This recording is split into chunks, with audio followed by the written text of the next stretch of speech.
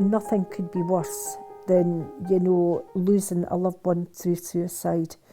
If you can get the help and support and, find a safe place, please reach out and talk. It's very, very hard, I think, for men to reach out for help, definitely. Well, I'm one of them. I'd be the first to admit it. I'm not good at this. It's never the end. The absolute worst thing you can do is take your own life.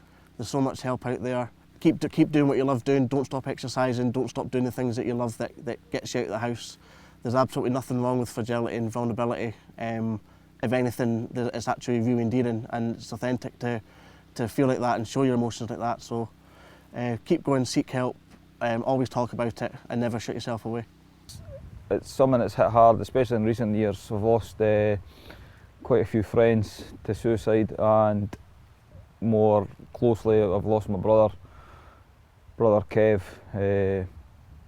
So yeah, my whole adult life I've pretty much been on and off 2 suicide attempts, but fingers crossed I genuinely believe that I'm past that, and I'm really good at knowing my own triggers now and identifying what's a bad day and what's genuinely down to my illness. So I should hopefully be past all that now.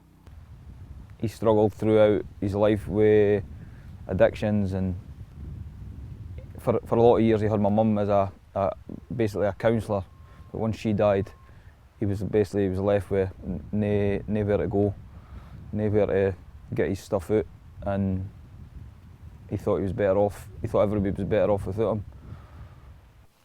him. He couldn't wait till he got out of school, and he got in the army. He was away by the time he was coming up for 16. He was actually in the army.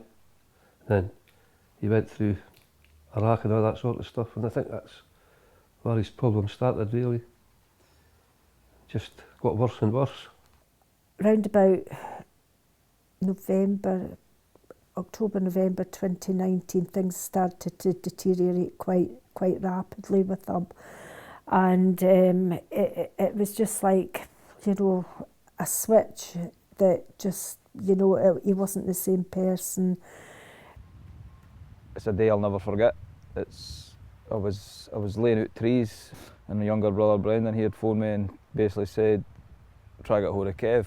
Now I thought Kev was just ignoring him because he was on money, wanting to borrow money or something, and he just kept at me. He says, nah, something's not right. So we went through to his house and his door was locked. We broke into his house, and I knew Brendan went in first, and I knew before I got into the house, because Brendan screamed, I knew he was dead. At very first, I probably didn't notice. I just started going down a hole in terms of the signs that I had myself. When I did start understanding something was wrong, was I wouldn't turn up for work, but I didn't even realise that I had work.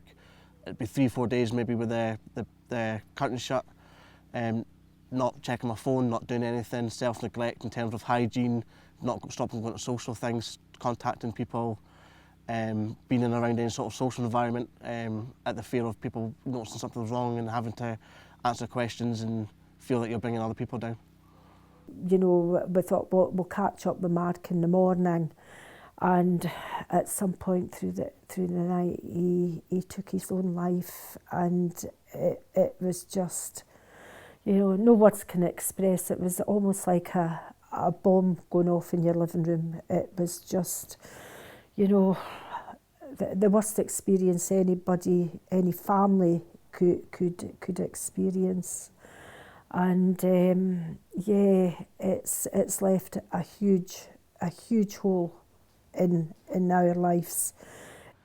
I can still, to this day, I can still hear Brendan's screams. I can still smell the smells. I could play out that day as clear as it was on that day now.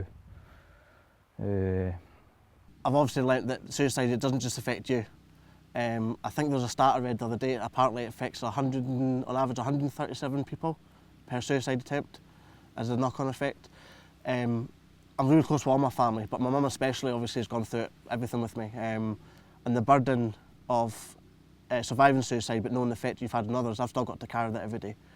I suppose it feels like you can imagine carrying a brick around in your pocket every day. the weight of that brick will never go away, but it just gets easier to deal with. It was one of my work colleagues that said to me, you really need to reach out and look for some sort of support. So I contacted SOBS, Survivors of Bereavement by Suicide. I think that was my rock, you know, it was my, you know, that's what got me through it. You know, and just listening to other people's stories that were similar to ours, similar to what we've gone through, and it was a start of the bereavement process and moving forward a little bit. You're not fair to speak about it now, because it happens that regular. There's always somebody or know somebody that's taken their own life, or 2 or 3 people will know that there's always, it happens that regular now, and that's why it should be more spoken about and more help out there for them, and that's where Mantalk come in. I talk about it as much as I can. I describe Kev's, that day we found Kev, I just describe it to anybody that wants to listen and how horrific it was, and I think it's important that we talk about it. Everybody goes through tough times in their life. Some of the guys that come into Mantalk are coming down for a coffee, coming down for a crack. We've got some guys that just come to do the activities, and I think that's important as well, because everybody doesn't want to talk. There's no one size fits all answer. Everybody's different, and I think it's important that we try and reach out to everybody. The support that I've had from Mantalk's been probably the best support that I've found that's helped over anything that I've tried in my whole adult life. It's made me so self-aware. Just being around like-minded people, I've learnt so much about myself, but not only about myself, just mental health in general, in terms of how I can help others and identify other people's issues that might not be directly the same as mine. The people Mantalk, they're always available. We've got our own chat. You could probably message at 3 in the morning saying you're struggling, and someone will get back to you within probably 5-10 minutes. So yeah, there's always that sort of that network, and we're quite a tight group in terms of looking out for each other and helping each other. It was actually her that got me to go to Mantalk.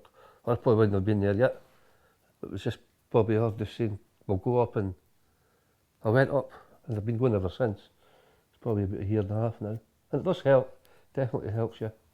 But I try to go up as much as I can, because I do enjoy it when I'm up there. It is good. It's good crack. The boys are fine, When he went in first, it was like he'd almost froze. He was absolutely, you know, a bit overwhelmed with, you know, seeing other guys in the group. But I think it's been that big break for him to join, and he's now going most weeks and getting a lot out of it and a lot of support, and he's able to talk about his own experiences. Mantalk was massive for me. Like, I've put everything into it basically, and we got a lot of praise for what we do. But for me, I can't even put into words how much it's helped me. But it's helped me more than anything. And it's as simple as it's a group of guys going in and having a crack. When we first started, we joked about it being the pub without the drink, and that's all it is. The banter's there, and you're not on your own, and they're there to help you, or get you through your worst bits, and hopefully get you going and get you involved with all the activities they put on as well. So we do loads of stuff. So every Wednesday there's a yoga class, every Thursday there's a walk. We have generic sort of events every year, so we'll do Ben Nevis every year as a group. We go go-karting, we go 10-pin bowling, which is really good. It gets people out the comfort zones, get people interacting with each other, doing things that you've never done before. So. What I would say to anybody struggling with anything, no even just suicide, just anything at all, don't struggle alone, don't sit away and let it fester. And like, I know there's a lot of people who sit and think, I didn't deserve help. If you're needing help in any way, just reach out, just I don't know, message somebody on Facebook, or email somebody, or phone somebody and just say, look, I'm struggling with this, can can you help me in any way? Because I've seen it in there, and there's loads of people out there that want to help. It doesn't seem like it when if you're at rock bottom and everything seems like it's on top of you. There's always something out there that can help.